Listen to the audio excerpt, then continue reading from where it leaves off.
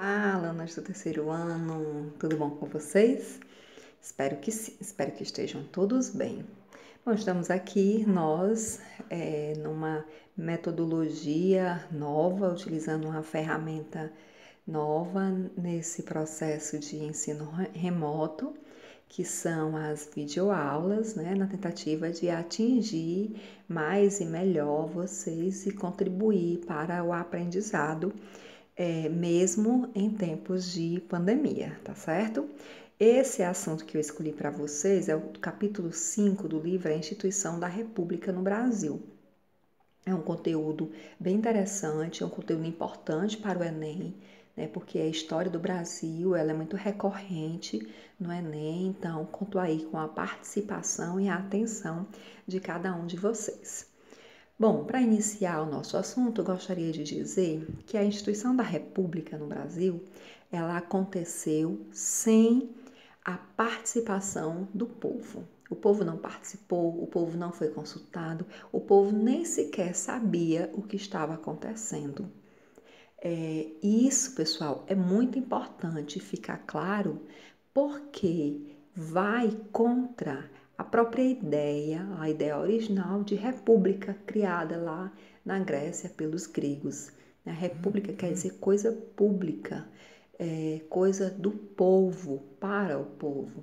Então, a nossa república, ela nasce sem a participação daqueles que deveriam ser os protagonistas, os sujeitos sociais mais importantes da sua existência, que é o povo, ok? E aí você pode então fazer a seguinte pergunta: a quem interessava a proclamação da República no Brasil, então? Quais eram os grupos que estavam interessados e que lideraram esse movimento, esse processo? Dois grupos. Primeiro grupo de militares, né? Os militares eles ocupam um papel principal na proclamação da nossa independência. Foi feita por militares através de um golpe dado em Dom Pedro II, né? Que deixa o governo, que deixa o país.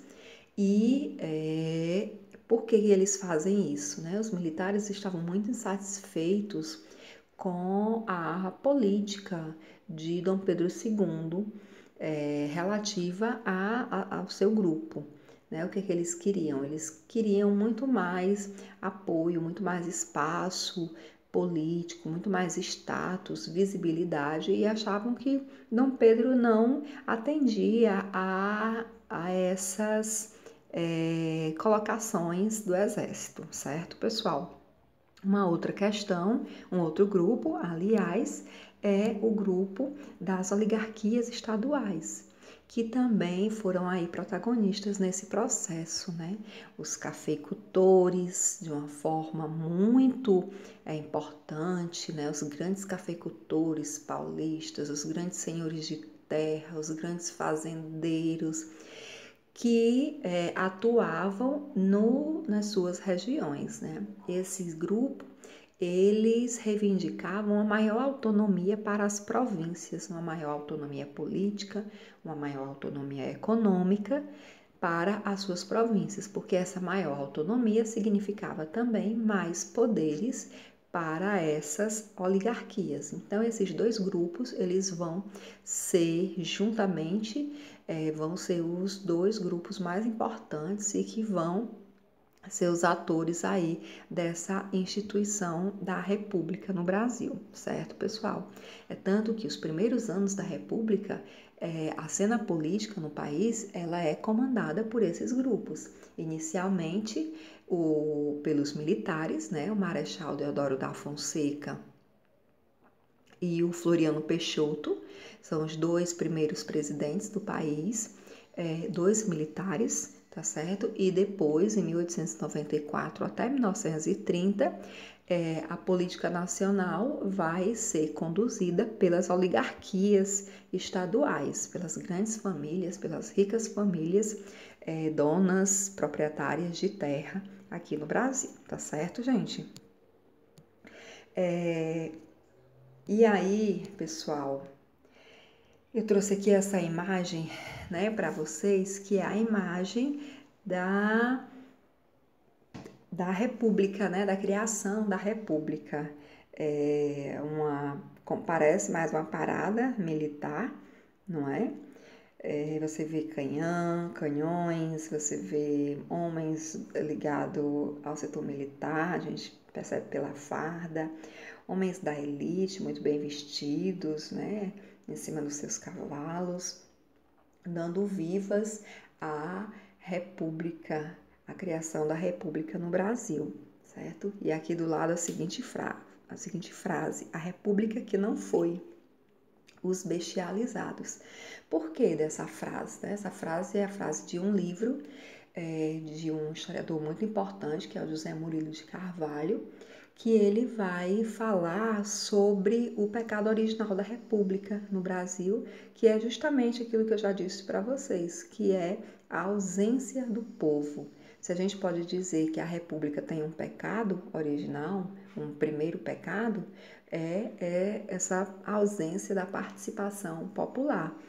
E tem um personagem muito importante desse período, Aristides Lobo, que ele vai dizer a seguinte coisa: o povo assistiu a tudo bestializado, né?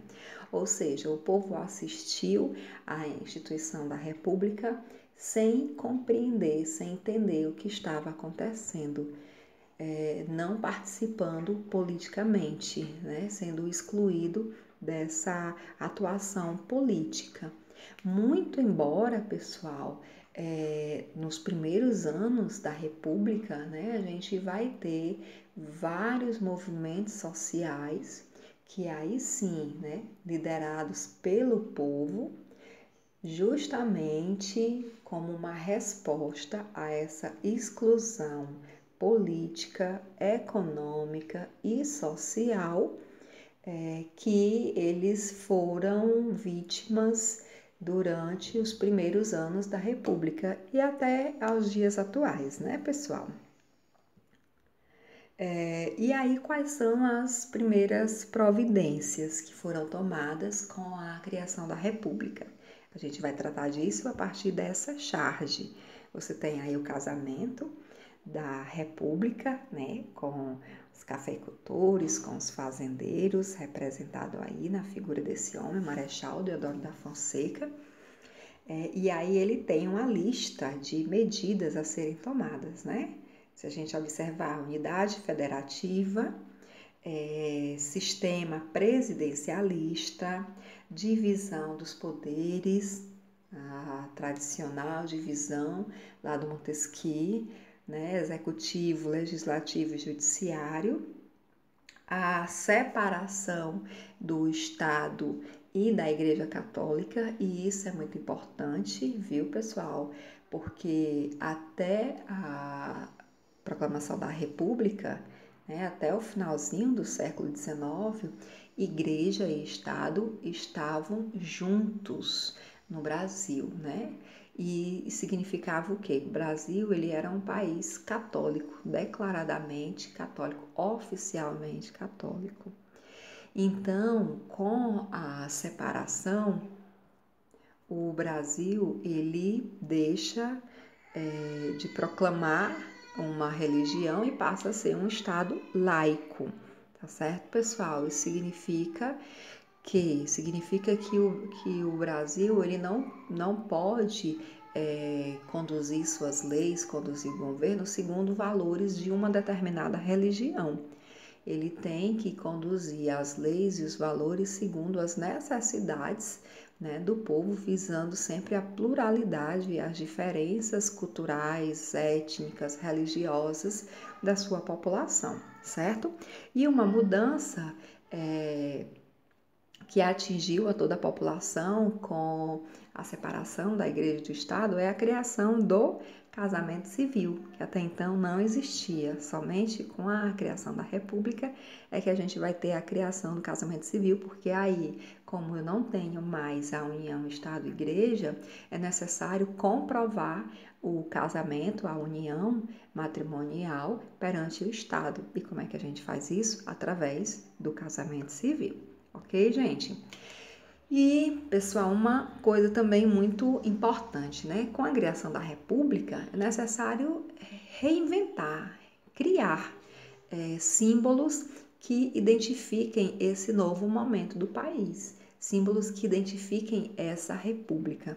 E aí a gente tem aqui 3 símbolos que eu trouxe para vocês, muito importante na identificação republicana. A primeira é a bandeira do Brasil, que foi alterada, agora com essa faixa no centro, ordem e progresso, que expressa o pensamento positivista, as ideias positivistas que influenciaram militares, intelectuais aqui no Brasil, certo? A ideia de que a ordem, a técnica, a ciência iria levar ao progresso da nação.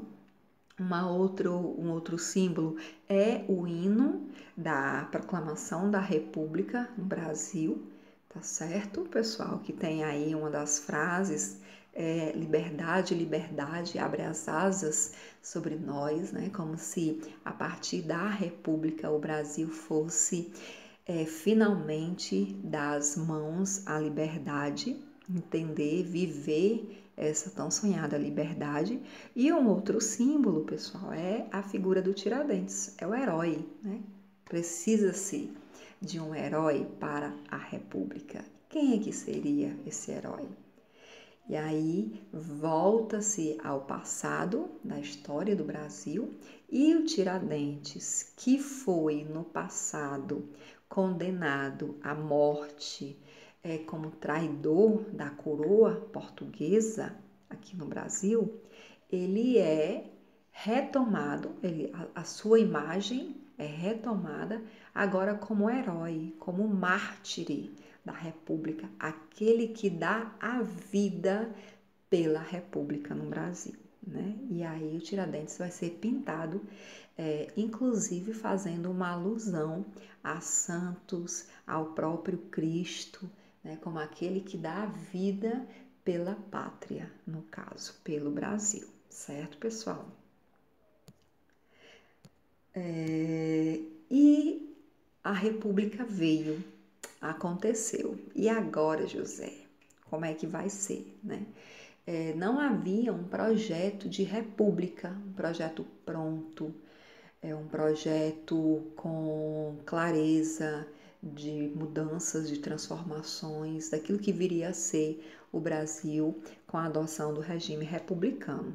E aí a gente vai ter essas mudanças, vão acontecendo meio que na marra, né? A primeira grande mudança é a Constituição de 1891.